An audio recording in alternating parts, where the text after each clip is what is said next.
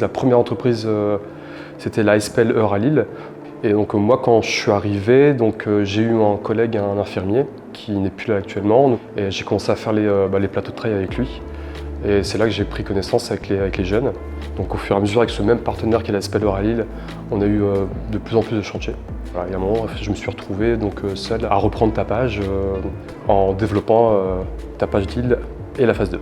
En 2018, 2019, 2020, il y a eu un accroissement de l'activité. En fait, l'idée de Lille, c'était de pouvoir développer la phase 2. Et on a eu la chance de pouvoir le faire avec plusieurs partenaires comme la mairie de Lille notamment.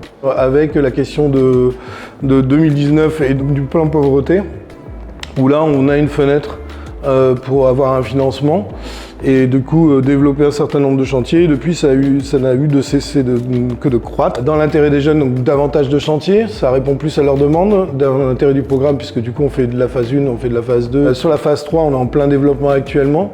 Et nous, on propose pas mal de chantiers, sur pas mal de plateaux. On a des partenariats avec Logirep, on a Paris Habitat et avec la mairie de la ville, la mairie de Bondy. Donc c'est un nouveau partenariat qui a été créé en 2024 où on intervient par le biais de la mairie chez des particuliers où on fait des entretiens de leur jardin, des petits travaux de jardinage et ça permet aussi aux jeunes d'avoir cette possibilité d'essayer autre chose que la collecte des encombrants ou les missions de nettoyage. On est membre du consortium avec le dispositif Un Chez Soi d'abord. Du coup, on est devenu leur interlocuteur, prestataire privilégié. Et donc c'est à moi et à mes équipes qu'incombe les rafraîchissements de tous les logements. On fait même de la petite maçonnerie, de la petite plomberie, voire même de la menuiserie. Et il y a toujours des petits trucs qui viennent se greffer. Mais il y a aussi, parce que c'est une réalité, avec un public aussi fragile, il y a des apparts qui sont défoncés. Et nous derrière, à l'O-Tapage, ok, en 2 semaines on relève le défi. Et ce qui est d'autant plus intéressant, je trouve, pour le travail avec les jeunes, c'est que moi j'essaie tant que faire se peut de garder la même équipe sur le même chantier. Et en fait, il y a des fois où on arrivait sur des logements, même moi je dis ça va pas être possible, entre les odeurs et tout le reste, des jeunes qui n'avaient vraiment pas envie de le faire. Et en fait, quelle satisfaction que de voir au bout de 5-6 fois, mais regardez, on a rendu un endroit propre, rappelez-vous comment c'était pourri à la base. Et les jeunes adorent, ou ils s'intéressent, mais alors qu'est-ce que c'est que ces logements, comment on y accède, etc. Ils sont là, ils se regardent en disant mais moi on me refile un logement, je le rends comme ça, mais c'est pas possible de faire ça. Je dis voilà les gars, voilà aussi ce vers quoi vous pouvez essayer de ne pas tendre. Donc je trouve qu'il y a un discours qui est éducatif et d'autant plus pertinent. On préfère des plateaux qualitatifs plutôt que d'avoir plein de plateaux tout le temps. Il a pu y avoir certaines difficultés, notamment sur des plateaux où en tout cas, il y avait une incompréhension parfois entre les objectifs attendus par les donneurs d'ordre et le public qu'on a.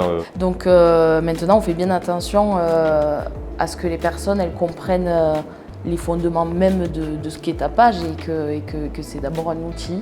C'est du travail bas seuil, donc de faire des plateaux pour pas mettre en difficulté les jeunes, mais plutôt justement les revaloriser. Et que ça permet une remobilisation de la personne avant tout, mais pas forcément que sur l'aspect professionnel.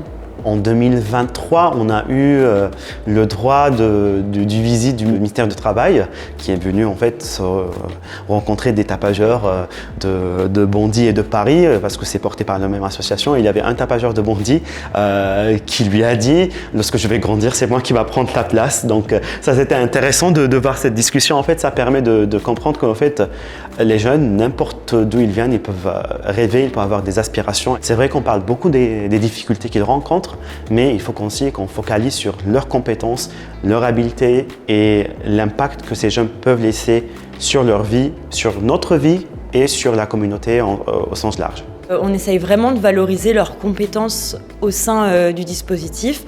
Par exemple, quand on a des chantiers de peinture, on a une personne qui avant était peintre en bâtiment.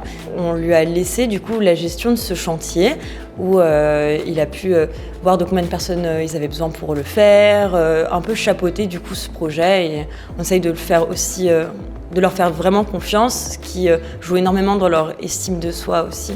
On a fait un partenariat avec la salle de consommation du coup, de Gaïa, à Gare du Nord. Ils doivent tous les jeudis ramasser des seringues autour. Et on avait un peu peur avant parce que ça Cet espace pour eux, pour certains, comme ils ont pu le fréquenter, on s'est dit que ça aurait pu être un peu traumatique. Et au final, pas du tout, ils sont hyper volontaires pour aller là-bas. Ils nous ont demandé carrément « Ah, est-ce qu'on peut aller faire ce chantier ?» Donc c'est vraiment ce sentiment de redonner ce qui leur a été donné en fait.